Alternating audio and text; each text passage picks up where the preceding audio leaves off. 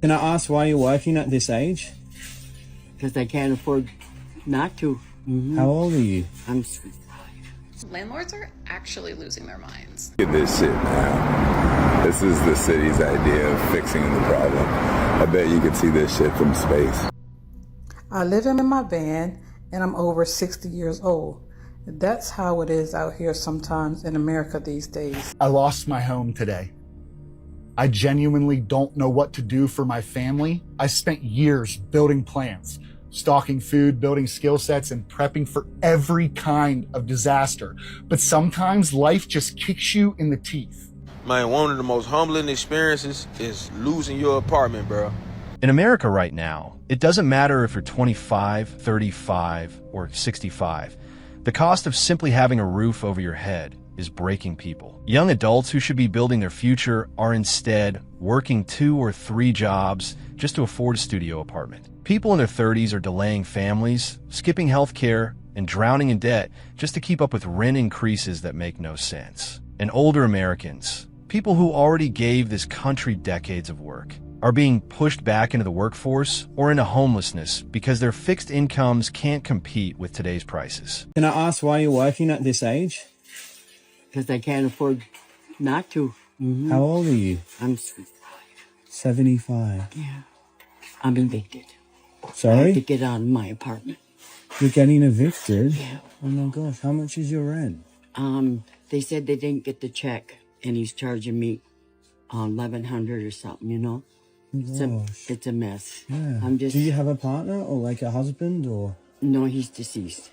Oh my god, when did He died at 45 years old of drugs.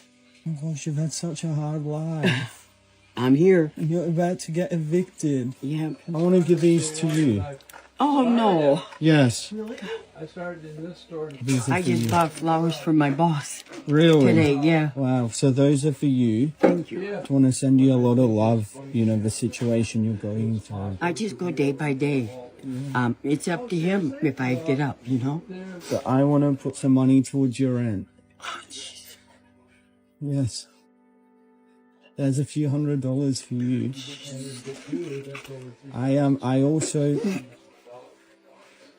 I'm going to open a fundraiser to help you retire and to not get evicted.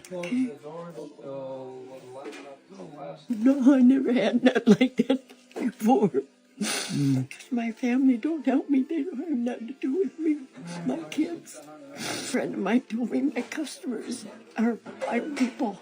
I have 4 kids and they have nothing to do with me. I've been working for almost 2 years straight. I haven't missed a day. I missed 1 day.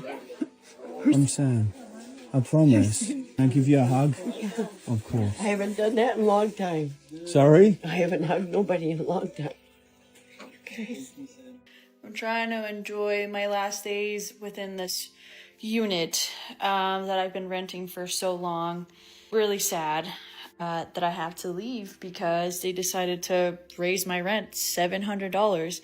And I already pay $2,300 without parking fees, which is $185, and plus utilities. So I'm paying $2,600 a month, and they still decided to raise my rent for another $700. So they want me to pay now $3,000 base rent. Are you kidding me? This is crazy.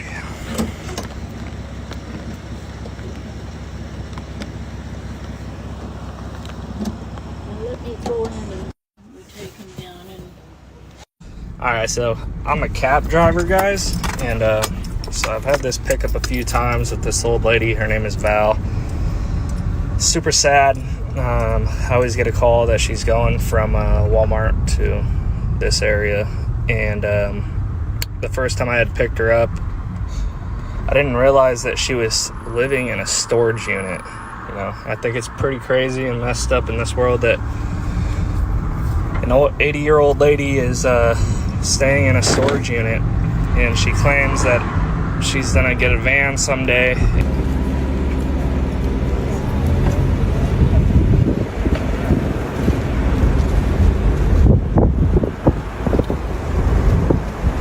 The crazy part about America right now is that it doesn't matter what age you are, everybody is getting crushed by rent. People in their 20s and 30s are supposed to be building their lives, figuring out careers, maybe saving for a home, but instead they're sharing apartments with roommates, living with parents, or working nonstop just to afford one bedroom.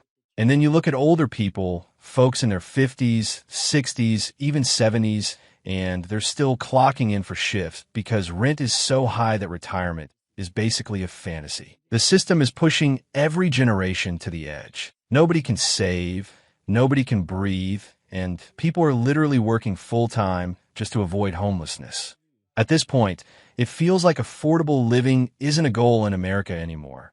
It's a luxury. I don't know what is going on right now, but it's not making sense, okay? People keep building apartments, keep building these sky-rise luxury apartments, etc. Who are you putting in these? The real estate market is dropping. Everyone can't even afford rent. And then, F all that, okay? To get into an apartment, 3 times the rent, 6 times the rent, credit score gotta be 800, da-da-da-da, da-da-da-da. You don't. Why do you keep building apartments if they're just gonna sit empty? All these apartments are sitting empty because to get into an apartment, because my friend's trying to get into an apartment right now, and it is, you would think she's trying to get into the freaking White House, the Vatican. Like, it is ridiculous trying to get approved for an apartment nowadays. Thank God I have one. Blessed be God. Blessed be the good Lord. Because what is happening? What is happening? Why are y'all charging an astronomically amount of rent? 1.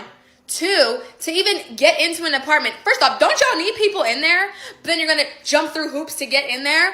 Oh, we need your security deposit. It's going to be $1,000. If you don't get approved, they don't send that back for they can take up to 30 days. But y'all want that right now. And they'll take it out of your account quick. But it takes you a week, a month to send it back. I just don't get it. It's giving wasted time to me because y'all keep building these apartments and you're not even putting anybody in it because, oh, you don't qualify. So who qualifies? Who qualifies? 6 times the rent. The rent is $3,000. Who makes that, bro? Do you even make that? You don't. So why are you trying to look in my friend's face talking about you need to pay 6 times the rent? Baby, you don't make 6 times the rent. I'm confused. Stop building apartments if you're not going to put people in them. I live in my van and I'm over 60 years old. That's how it is out here sometimes in America these days. They don't account for people that have worked their whole life, and the rent is so high that I can't afford to rent a place. So here I am living in my van. This morning I'm just chilling. That thermometer is off. It's not that hot in here. Trust me, I have 2 fans on. But anyway, I have to get ready to go. So I'm going to clean up my mess and get my laundry together so I can go wash.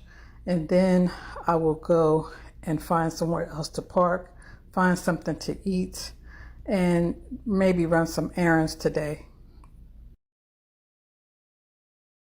I keep my clothes back here, but I need to find a compression bag if anyone knows of one that's a reasonable price. And I need to wash my pillowcases today. Now I'm ready to go. But first, I have to clean up all this mess because if you leave it like this, everything will fall all over the place and it won't be pretty. Trust me on that. So let me just clean up this mess and then I can roll out. There we go. Everything's clean, everything's neat, and I don't have to worry about everything falling all over the place. Follow for more. You're living in a camper in a church parking lot. I am. Tell me about that. Well, I had an apartment for about 6 months and didn't work out so well. So it was a mutual termination and I couldn't find an apartment in the time that I had before I was to move out. So I did the next best thing. I looked for an RV on Craigslist. I had to have a roof for my kids for a little bit longer. Last time I was homeless, I had the van. it was okay, but for 4 people, it was a little tight. So I figured, you know, I'd have electricity, I'd have all that. I grew up in a mobile home, so an RV wasn't going to be so hard. So I thought, when they're bigger, it's harder because it's tighter. But we're doing it. We took off for the mountains for a while and tried that, and didn't work out so well. What's your future like? What are you doing to get out of this? Oh, actually, my son is ADHD, the 9-year-old, and I applied for SSI for him and I both because they couldn't figure out what it was that was causing the pain, and I've been having pain in my neck and my shoulders for about 15 years now. So I knew it was going to come to a head eventually. So I decided to file for SSI for both of us. Trying to get a lawyer for a child is really, really difficult. If you had 3 wishes, what would they be? A home. I don't need much. I really don't need much. I can't even think of anything besides that. Man, this is the part of America we don't talk about enough. This is someone who did everything they were supposed to do. Got an apartment, tried to make it work, tried to take care of their kids, and still ended up living in a camper in a church parking lot. Not because they're lazy, not because they made bad choices, but because housing is so outrageously expensive that even working parents can't keep a roof over their kids' heads. And listen to what she said. All she wants is a home. Not luxury, not vacations, not some big dream, just a stable place where her kids can sleep. That's how bad the system has gotten. People are literally wishing for something that should be the bare minimum in a country this wealthy. Her story shows you exactly what's happening across the country. Families are getting pushed into RVs, vans, motels, even tents because rents have skyrocketed beyond what normal working people can afford. Today, I genuinely don't know what to do for my family. I spent years building plans, stocking food, building skill sets, and prepping for every kind of disaster. But sometimes life just kicks you in the teeth. I received a certified letter this morning saying that my home was sold at tax sale on September 11th. Had no idea I was behind until I got that certified letter. And based on what the lawyer told me, we can't afford to get it back. My family's facing the very nightmare that I tell you guys to prepare for every day. I wanted you to hear this because preparing isn't just storing food, bug out bags, or gear. It's about resilience when everything falls apart, especially in your own life. I'm not telling you this because I want your sympathy. I'm telling you this because real survival is raw, ugly, and real. No one is untouchable. If you think it can't happen to you, you really need to think again. If you're not prepared, one bad break could change your life overnight. Even the most prepared can fall. What matters is how we pick ourselves back up, but I'm pretty sure this one's going to take me a while to get back.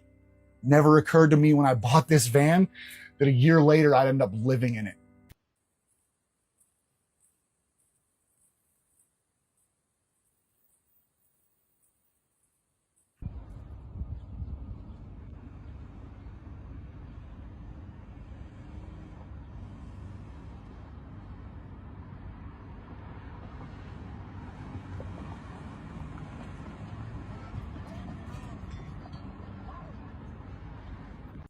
What is up? This is your LA in a minute, and I'm here on Forest Lawn Drive in front of a row of RVs, trucks, and campers being used as temporary housing. There are more than 50 areas like this in Los Angeles with more than 4,000 campers.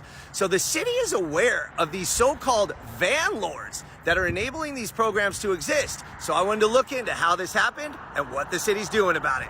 Let's get into it. Estimates say that 12 to 15% of the Los Angeles homeless population is living in RVs, vans, or trucks, which means that number can be well over 10,000 people throughout the county. The majority of the people living in these vehicles rent them from people known as vanlords, and they pay anywhere from $300 to $800 a month for housing.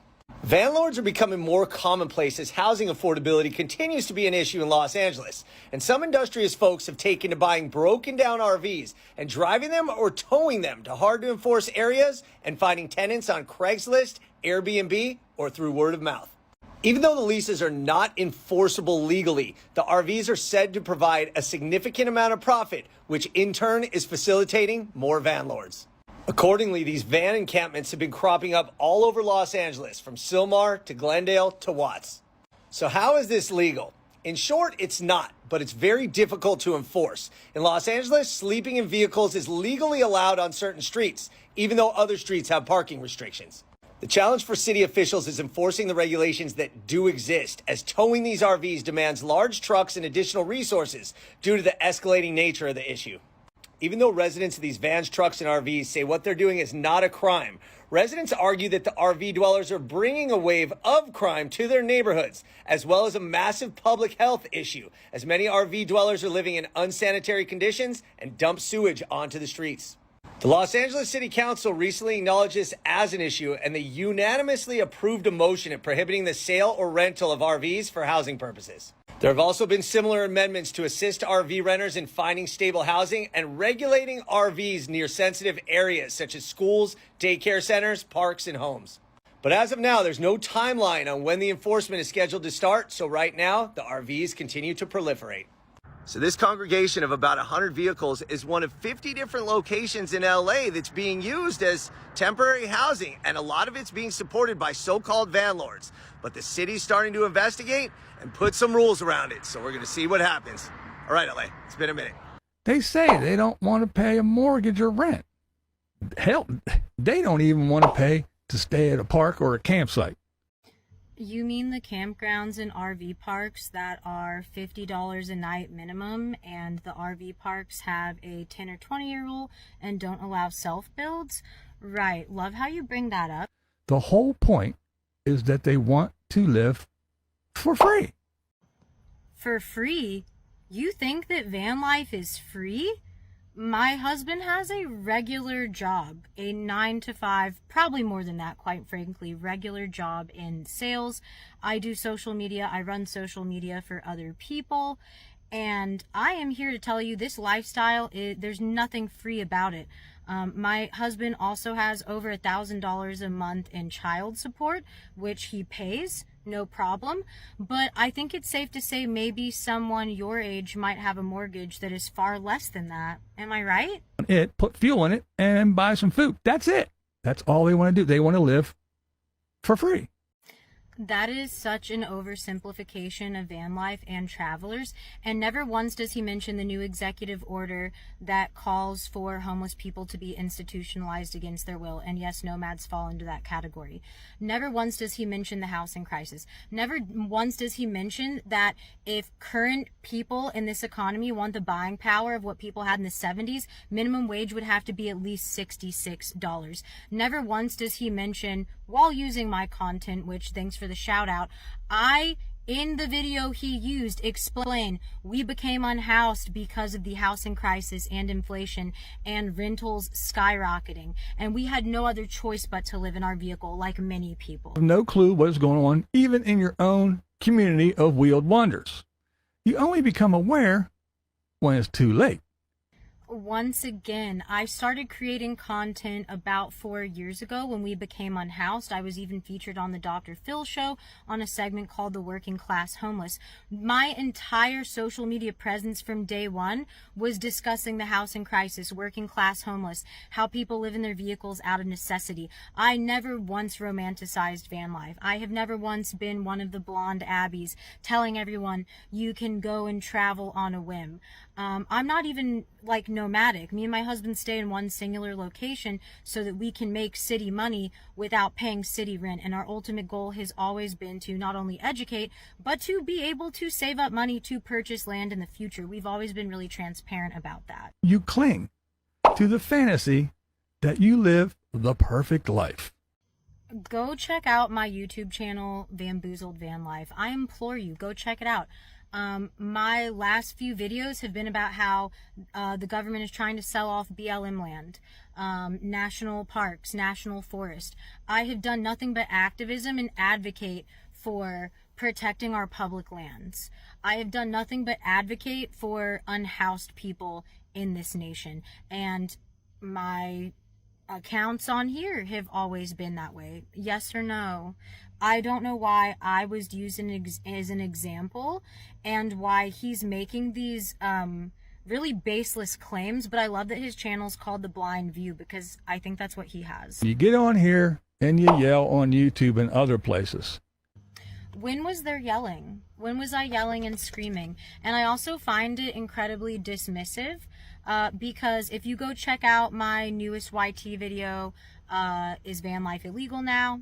If you go check out the video before that, why I'm quitting van life, if you go check out the video before that about how they're trying to sell off BLM land and national forest for private use, I have compiled actual information, actual legislation, what's actually going on because I'm trying to inform people. The very thing that he's claiming that we're uninformed and we're just yelling and crying once it's happening, I am trying to be the canary in the coal mine and educate people. You should have paid attention. It didn't happen overnight. Just like you should have paid attention to the actual video where you used a clip from it of me, which, by the way, once again, thanks for the shout out. Any publicity is good publicity, but I have been paying attention, and my content is to educate people about what's at stake, about what's happening. Not once in this man's video does he address the new executive order and the fact that there is wording in there that involves institutionalizing people against their will. Not once does he mention how multiple state senators and the federal government has plans and wants to sell BLM land and national forests for their own personal gain for development. Chose to stick your head in the sand. That's why I don't feel sorry for one single bit. Not to be petty, but it is kind of funny that he has like 13,000 something subs and Bunny has over 25,000, and he has like this whole little studio, like podcasting studio thing, and Bunny's doing this out of her van with very little resources, and she has already far surpassed him on Social Blade and just like analytics wise. So I guess it's really funny that you have to use us disgusting van lifers to have any type of content or relevance. Have a great day and don't get bamboozled. Check out my YT channel, Bamboozled Van Life. We now have our first involuntary camps in the United States. The Trump administration has taken 16 acres outside of Salt Lake City where they are holding homeless people. They're calling it a service campus, but others are calling it a prison. But if you're not allowed to leave, what is it? It is a prison. So it's illegal to be homeless. There is no money to feed you. And it's a crime now in the United States. But we gave billionaires a $4 trillion tax cut. But we have started our first encampments in the United States of America. They will receive addiction and mental health treatment, whether they need it or not.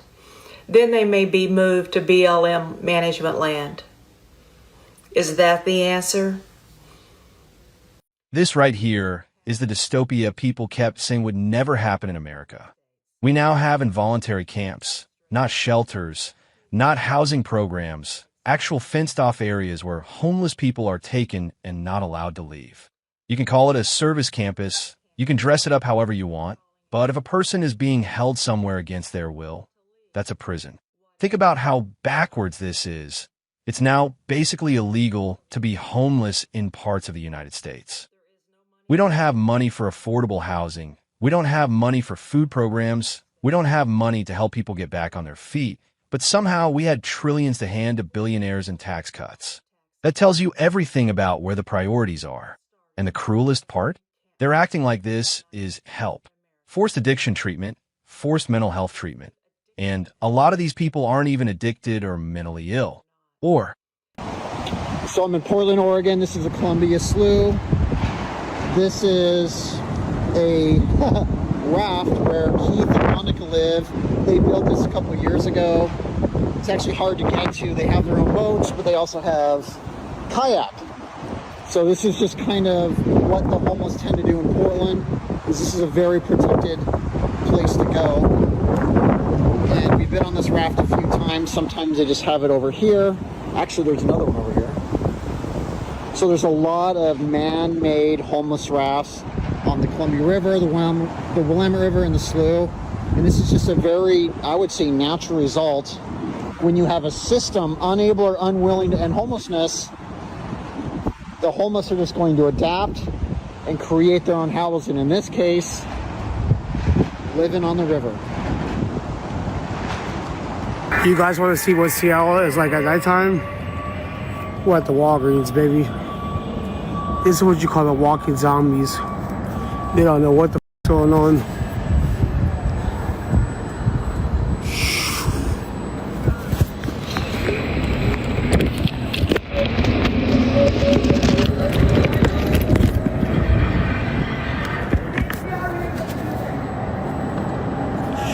I pray for these people that get help one day, but this is literally Seattle. We have a huge fentanyl problem. I pray these people get help. You don't know the walk of life, but this shit's out of control. Like, there's like 50, 60, 70 people here, and they're all bending over. They can barely stand the up. It's sad. We are by, literally, you guys know where we are. We got the Ross here, got here, we got these people here. Because I can. Behind me is a massive, massive homeless encampment with a good 100 people. And it is huge. And just, it used to be an abandoned apartment building. It became a squatter house, and now it's just a very common place for the homeless to go. And it's just been completely taken over. And this is just a big part of what Portland is now.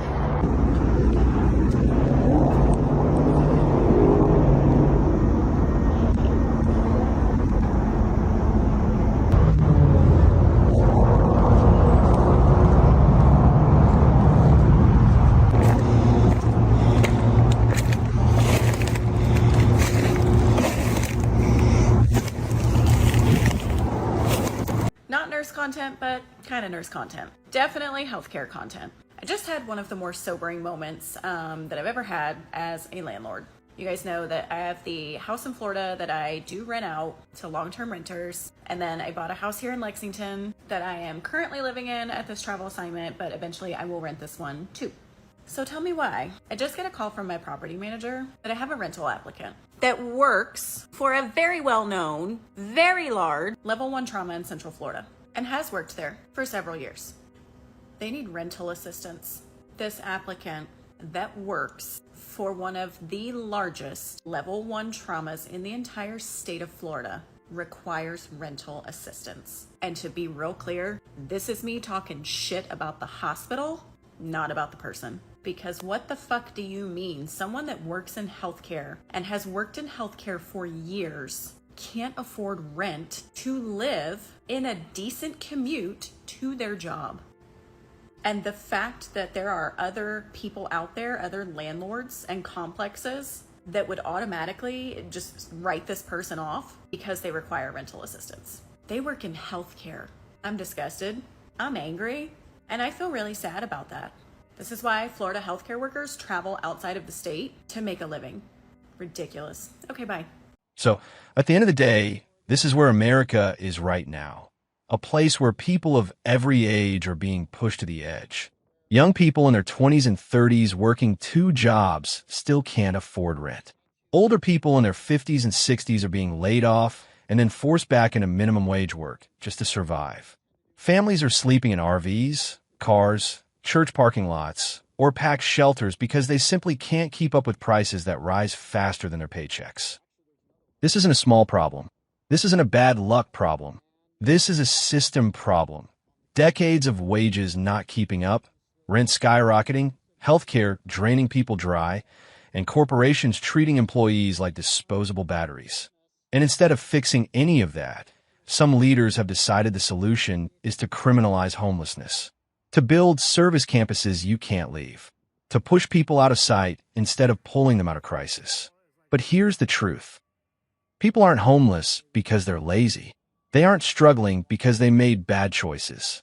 They're struggling because the math doesn't work anymore. When rent takes 40 to 50% of your income, when groceries are double, when medical bills are thousands, when layoffs hit older workers the hardest, homelessness becomes something that can happen to anyone. And that's exactly what we're seeing right now.